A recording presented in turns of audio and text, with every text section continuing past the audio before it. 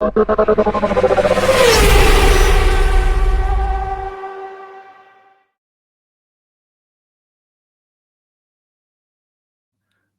and welcome to the Final Corner podcast with myself, Callum and Sam, looking back at the Japanese Grand Prix, the snooze-fest that it was. I think I'm just about awake. Sam, are you? Yeah, I've just about recovered from getting up at, again, 6 a.m. to watch the pole sitter win for the fourth race in a row. It's one of them. It's the fourth different winner this year, so it's exciting, I suppose, in that way. What worries me, and this is the thing, right? So I want to contextualize this with a tweet that I saw from Jeremy Clarkson, right, who said, "Fed up of these races on these boring circuits, blah blah blah blah blah. Suzuka's not the issue. Suzuka is not the issue. It is a very exciting track. Yeah, it's the cars. Yep. I'm excited to see what the cars are like next year, because we all know that'll come up with something different, but." It was just such a boring race. We needed rain in this one. We didn't get it. It just felt really, really flat, Sam. Yeah, because you hear Crofty going, "Oh, Norris is a second off," and he tries to get within DRS, but then you're going through the first sector, you get all the dirty air and you fall back. It was virtually impossible to get close. It was all on the start, basically. I know Norris nearly got Max in the pit stop, but instead decided to lawnmower his way past instead of probably just tucking in behind. He'd have been a tenth behind going into the first sector. He'd have probably lost 6/10 throughout the lap, but then he's in the DRS and he could have got him into turn one. So I think that was a mistake on his part, because the McLaren team actually did a very good pit stop. But once again, they're not acting like a serious team, in my opinion. Ooh. Why not change the strategy? Yeah. Why not change it? You're just carbon copy. Oh, Max's pit. Oh, we'll know what we'll do. We'll follow in. Why not go the extra lap? No dirty. Your car, McLaren was faster than the Red Bull, I thought, but they couldn't get close because of dirty air.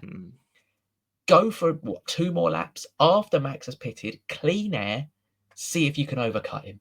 Try something different, because pitting right behind him is not going to do anything. I mean, the driver standing is shaping up nicely. I really like the look of the driver standings. You've got Norris, Verstappen, Piastri, Russell, 62, 61 points. So 1 point in it at this stage of the season.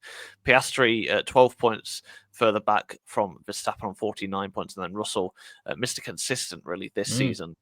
He is on 45 points.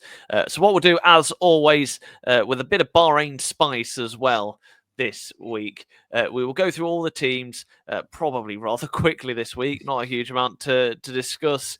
Bit by bit, we'll probably spend a bit longer on RB and Red Bull, given all the off-field stuff that's happened in the past couple of weeks.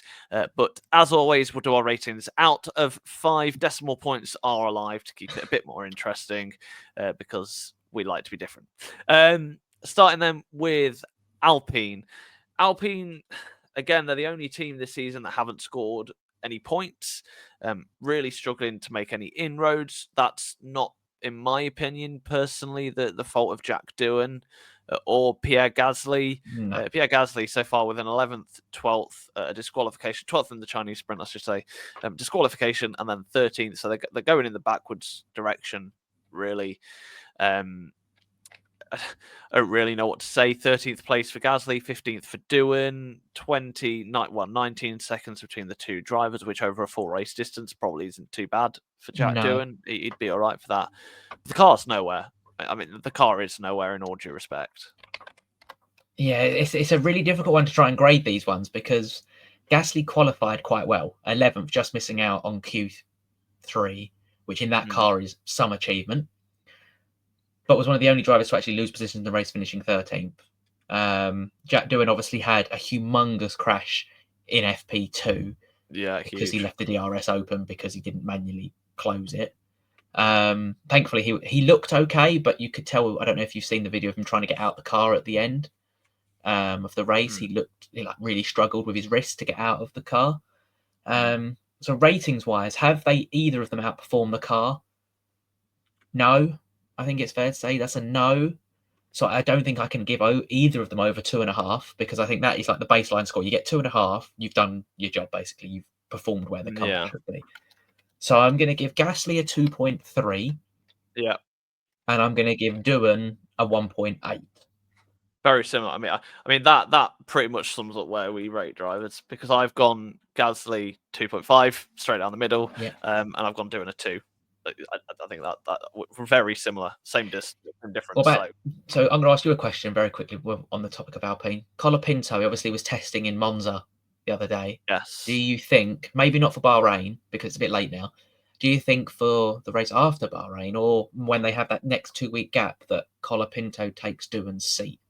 So after Saudi for Miami, that would, dare I say, that would line up with the 6-race contract theory. That would be because obviously you had one race in Abu Dhabi. It would line up, which to me seems it very fitting and very, very almost. It was just like a jigsaw would fit nicely. I really don't want to. I don't think Doohan's done anything wrong at all. To necessarily promote it. Obviously, that DNF in Australia, but I mean, when Fernando Alonso's DNFing in Australia, you can't really hold it against him. And then the thing that will probably load against him is the fact that he wrecked a car. Yeah, it's $1.5 million, I think it worked out to. You don't want to be doing that very often. I struggle to see the rationale in it. But then this is Flavio Briatore. Not often the things need rationale. And we do live in a season where, dare I see, the footballification of Formula One. Yeah. You know, we see drivers getting chopped left, right, and centre these days. So, to be honest, I don't know is the answer, but I hope not. Really, I don't think Colapinto would do much more.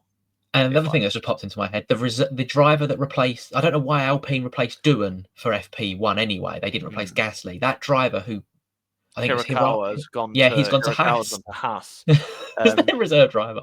I think it was one of them that I think he obviously has got the ties to Toyota. He's always been a Toyota racer his whole life. There are heavy rumours, despite, dare I say, I don't really know. I've never really followed Hirakawa's story, but there are heavy rumours that he could be in the Haas for next season. So with Toyota being Toyota fishing around, we'll speak more about Haas in a little bit. If you are new around here, then make sure you subscribe and follow us on X as well. You can see all the things below. Make sure you check out our sister podcasts as well, part of the Deck Network, League One Lowdown, Fourth Tier Fever.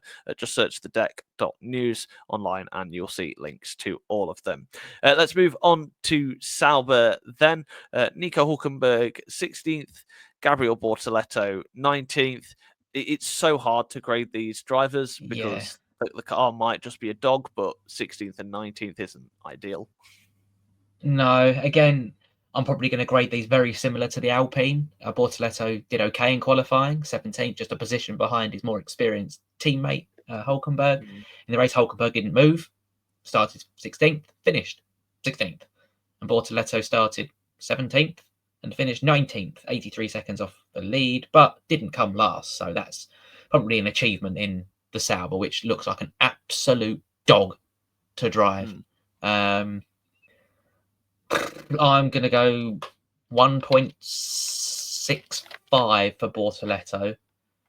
And Hülkenberg, I'll go a little bit higher, but I can't go higher than a 2, so I'll give him 2.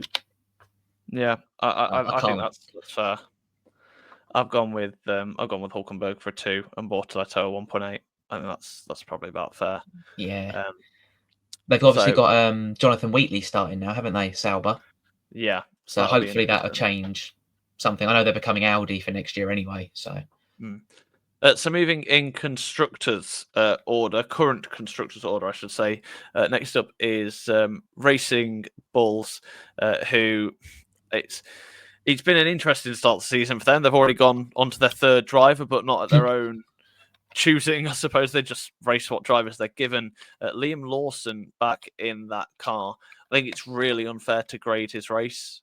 I mean, we're going to have to, but I think it's really unfair to grade it because so much has happened in his life. that 17th is technically is if you take it's his worst finish of the year. After 14th in 12th in China, so technically it's his worst performance of the season. But in lower machinery, it's fair to say. Hajar, though, I mean, he's ready for Red Bull. announcing himself. He's announcing himself. He might be in a Red Bull by Miami. We don't know, but he's really announcing himself on the scene. For Lawson, I think it's really unfair, but I'm gonna have to go 1.5. I think he's really being affected by the mental side of it at the minute, which is understandable. It really is understandable. But when your teammate is racing Lewis Hamilton, for Christ's sake, like it's so impressive what Hajar's done after not starting to go 13th, 11th, 8th. It's incredible. Yeah, I've gone 1.5 for Lawson. Well. I'm going to go 4.5 for Hajar. 4.7 actually. I think that's what I've gone for. Yeah, exactly the same as me. I was going to say I don't think he could have done. I could even go higher, but if he have beaten Lewis Hamilton in a Ferrari, I'd have probably given him near enough a 5. But 4.7 just, and this is so harsh purely because he's one of the only people I think he's the only person in the top 10 to have lost a position, and that's being super harsh.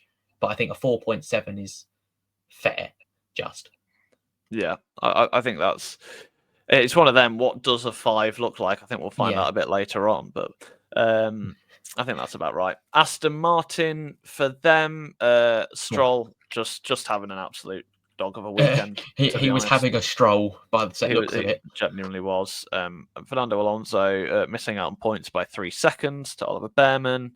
Again, we don't really know where that Aston Martin is. I think this weekend with Alonso getting a full weekend has probably given us a bit more of an idea. It's on the edge of the points with Fernando Alonso at the wheel, so with one of the better drivers at the wheel. I think it's very hard to grade Stroll. I don't know whether it was the strategy he was given that was just absolutely terrible, but he's having a really weird season. 6th and 9th. Yeah. Obviously that 9th helped by disqualifications and now last by... He was the only driver getting lapped. So, I'm going to go 1.2. Oh, I've been even harsher for Stroll. What have you gone for? 0.5. No, Jesus. Literally the only thing that I could have given him a 1 because he finished the race, but everybody finished the race. So, I qualified last and was 4/10 off Jack Doohan, and the only driver to be lapped with his teammate being just outside the points. Yeah. For me, I've got to be I've been a bit harsher this week than I normally have, but 0.5. For Fernando Alonso, I've gone 3.5. Okay. I think for me, it's very difficult for me to understand where that car is. So I'm kind of playing guessing games at the minute. I've gone 2.5. I've just gone. I think that's where the Aston Martin should be. Qualified 14th. 13th. Qualified 13th and finished just outside the points. So 2.5. But he did beat a Red Bull, so I could give him a 2.6. But 2.5. Yeah. And I think it's very difficult to kind of grade where that Aston Martin is. Moving then up to Haas, who, one of their drivers having a significantly better weekend than the other. Esteban Ocon down in 18th. I don't really know what went wrong there. Was it the strategy? He didn't really seem to have the pace at all this weekend, did he? Qualifying down in 18th and didn't move in the race. But Oliver Behrman, we knew the kid had got talent. I had some reservations, I have to admit, after Brazil last year. I thought, for as impressive as everyone said it was, I thought it was a bit of a mess up. I thought it was a really messy weekend, and I don't know, but he's good. I don't know how else I can phrase it. He's good. Yeah, I think that he's outperformed the car. I think this weekend. I think it's fair to say he beat. Obviously, Fernando Alonso, he's beaten Yuki Tsunoda, he's beaten the other Williams in Carlos Sainz, who is, we'll get onto in a bit, struggling. But he's got another point for Haas going in the right direction while his teammate is 18th and 40 seconds off him. So I've been given Behrman a 4.2. I don't think Behrman could have done any more than he did with that Haas. No, I think it's fair enough. I've gone 4.1 for Behrman, so quite similar. And I went 1.7 for Ocon, so I thought that was all right. I've gone 1. You've gone 1. Oh, Yeah, I think it's going very to sound really harsh. weird. I think I've given him worse than Bortoleto purely because it's a bit different for Bortoleto because he was only 2 Yeah. seconds off his teammate, but Ocon was 40 seconds off his teammate who got a point while he's battling the Saubers at the back. That's understandable. I think it's A little bit harsh, but I think again that Haas. I mean, we saw them have one incredible weekend with a 5th and an 8th. That was because of disqualifications and a good strategy. It seems like it's one of them cars, like it was a couple of years ago, where it can only perform in certain conditions as well. If it's in the optimum window, that Haas is quick, but if it's not, it's struggles. Yeah, that sounds about right. I mean, the same could be said for a lot of cars, but yeah. Moving on to Williams. Now, this to me, this is an interesting one, right? Because Williams are a team that are doing all right. In the hand of one driver, they're doing all right. A 5th, a 7th, and a 9th so far in all the Grand Prix for Alex Albon. Scored points in every race. One of the few drivers to do so at this point, which is impressive. It does make me wonder though what it like. I feel like everyone's being a bit harsh on Carlos Sainz. I mean, I quite like him. I think he's a really nice character, a really nice guy. Now, nice guy mentality gets you nothing in sport. We know that, right? But I do think he just needs time to adapt. Like we saw him when he came into Ferrari. It took him a year and a half to get his first pole. Yeah. Like it is so harsh to just be like, and this Williams, right? It's not even meant to be good this year. We were all expecting it to be like the 8th best car. It's next year. It's meant to be good, and that's what Carlos Sainz has been bought in for. He's been bought in for 2026, not 2025. So I get there's this whole idea. Well, you know, he's a race winner last year. He won the Mexico Grand Prix and whatnot. Yes, okay, but don't apply the same Red Bull philosophy to every single driver on the grid. The man needs time. It's. I get that we're applying this footballification to Formula One now, but it doesn't work like that.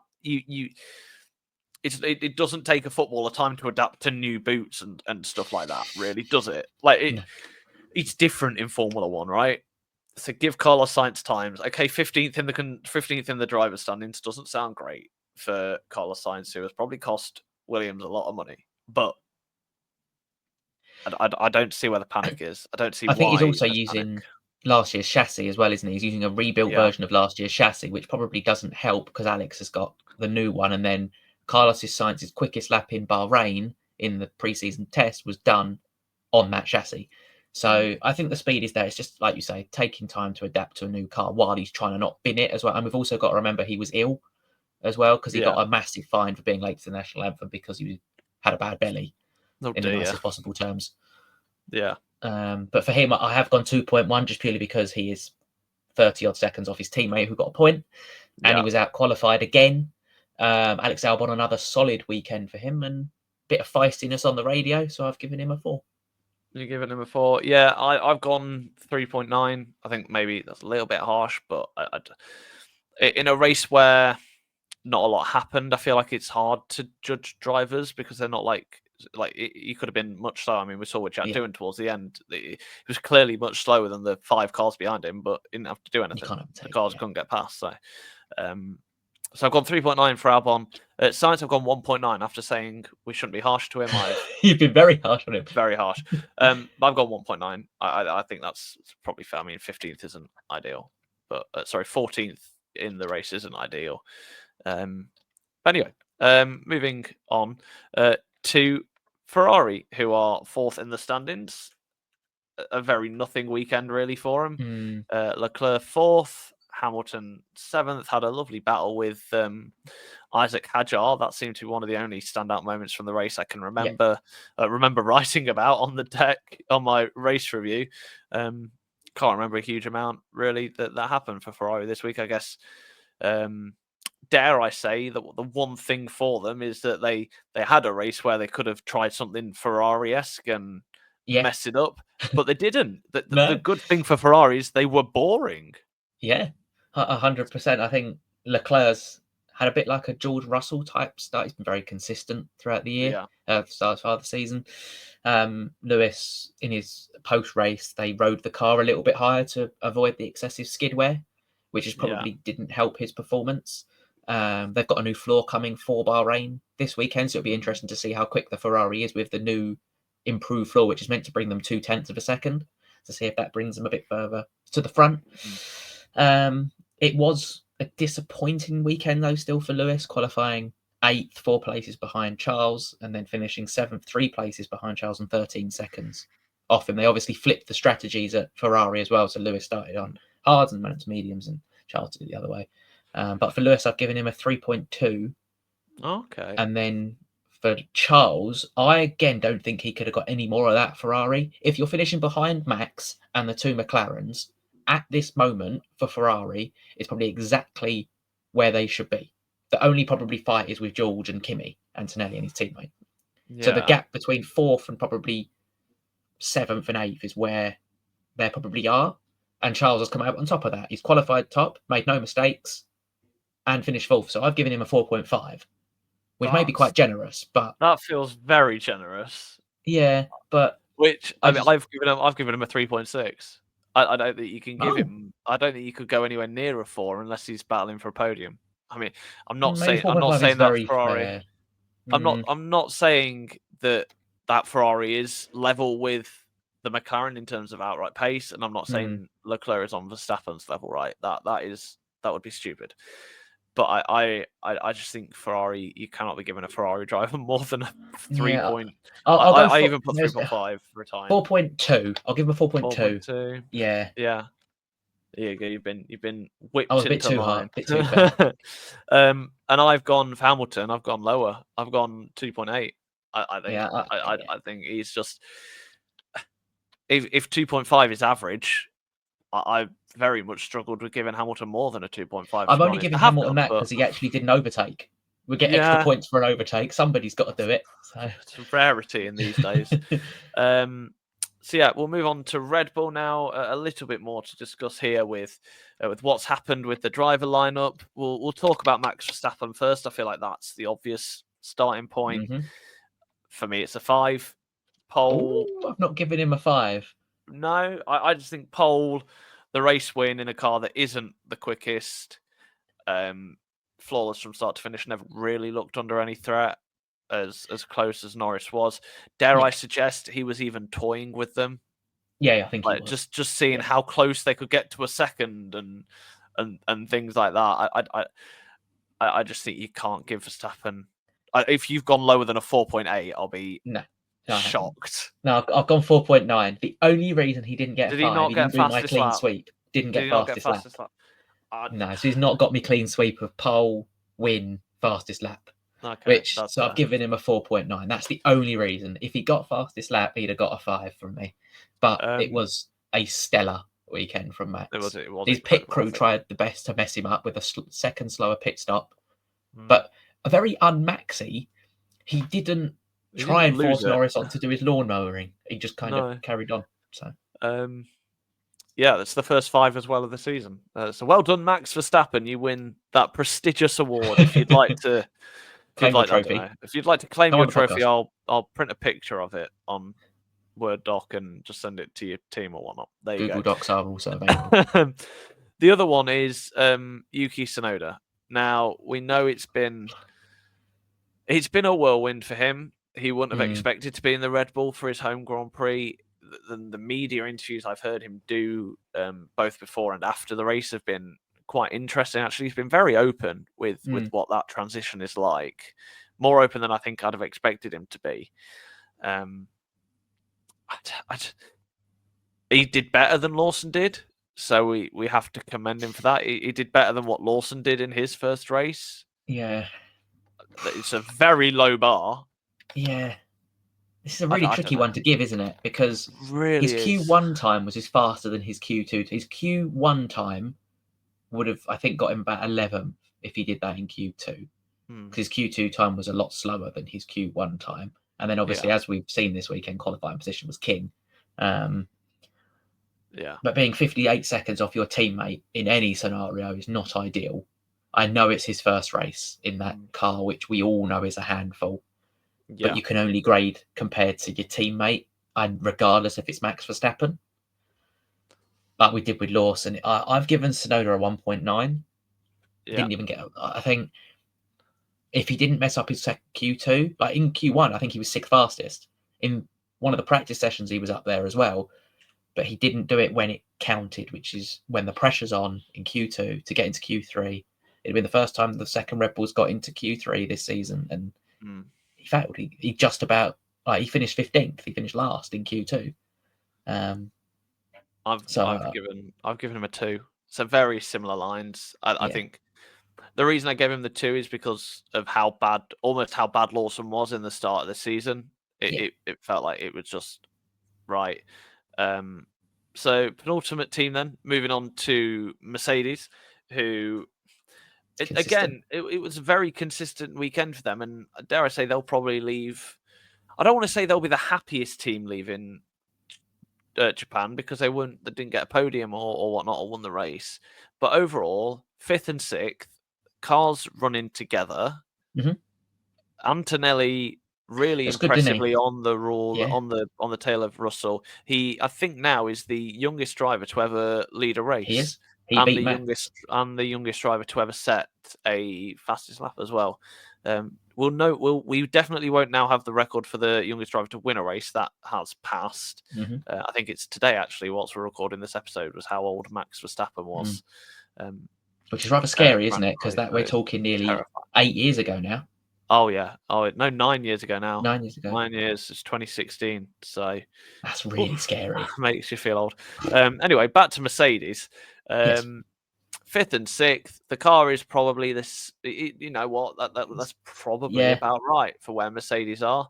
But if Mercedes finish 5th and 6th every week, they'll probably end up 2nd in the constructors, just because of how inconsistent Ferrari will be, how inconsistent Red Bull will be with their 2 different drivers. So I've gone both of them exactly the same score. I've gone for 4s. I've gone 4.1, and I think the reason Antonelli got like a 4.1 is he's got fastest lap as well.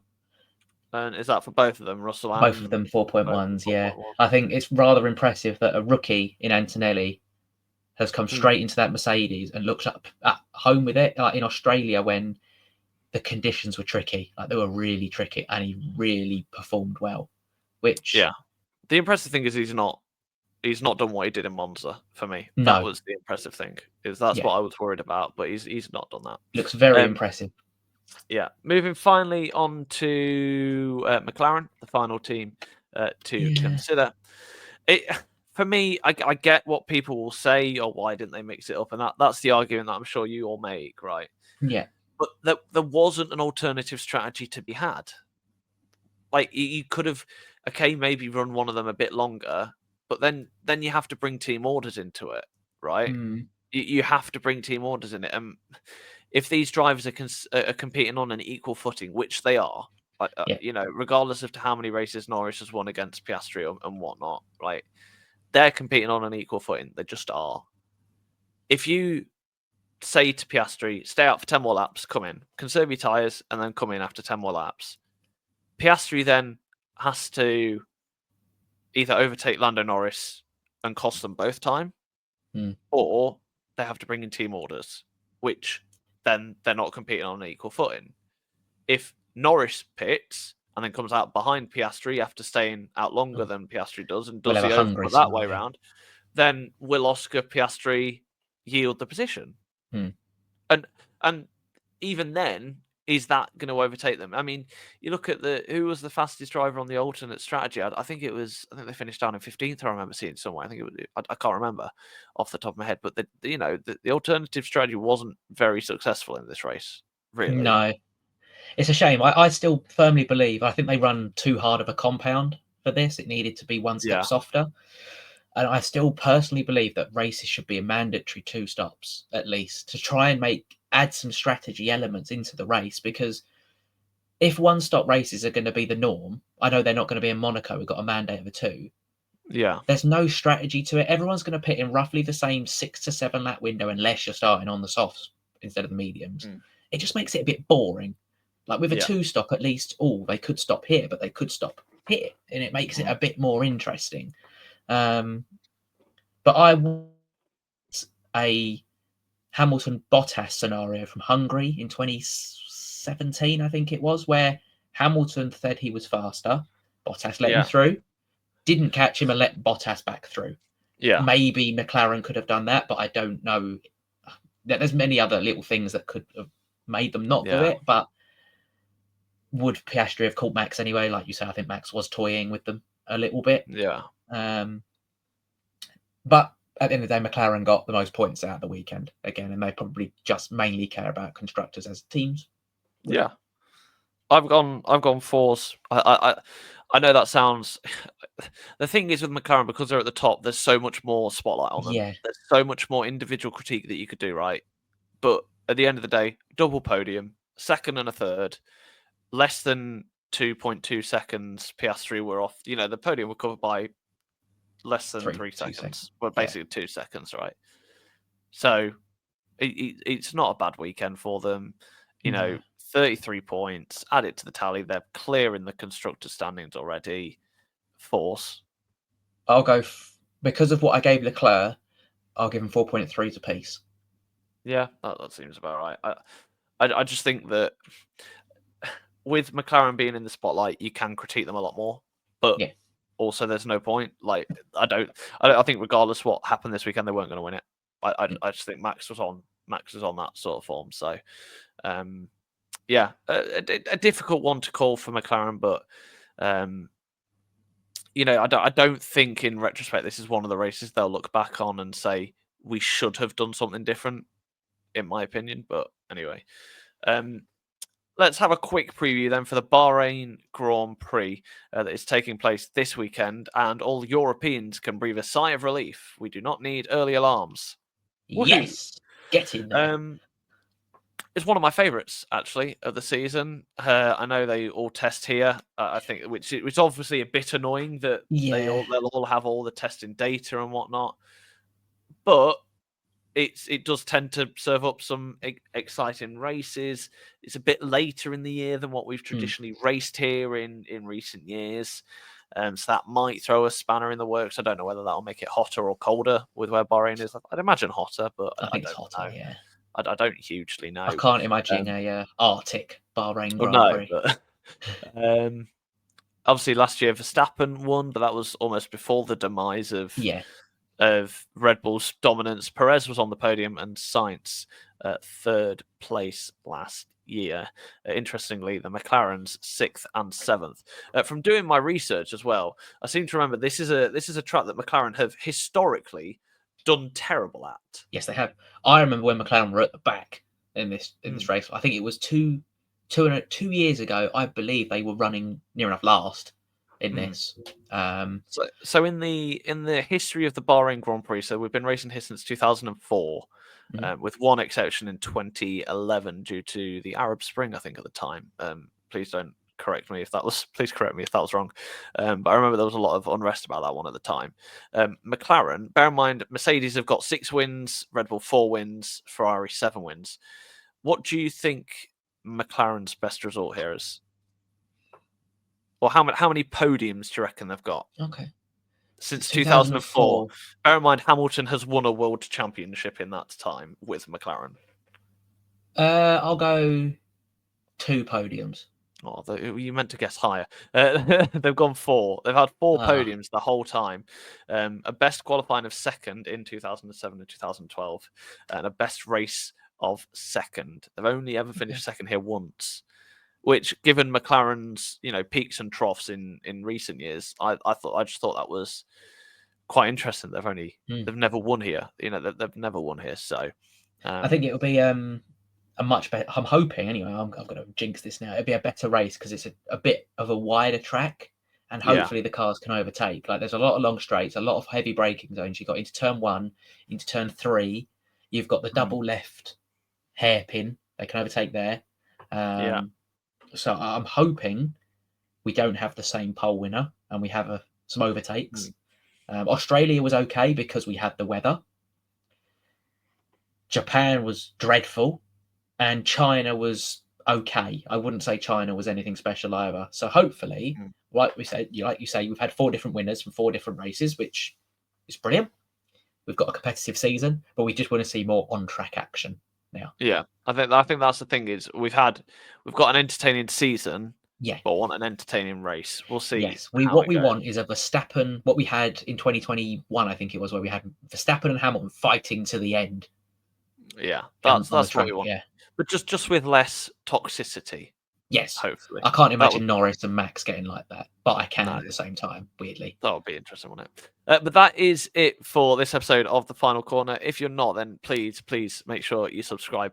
Trying our best here to build you a Formula One podcast that you can be part of the community with and be a part of. But thank you very much for listening. We'll be back next week with our review of the Bahrain Grand Prix and previewing the Saudi Grand Prix.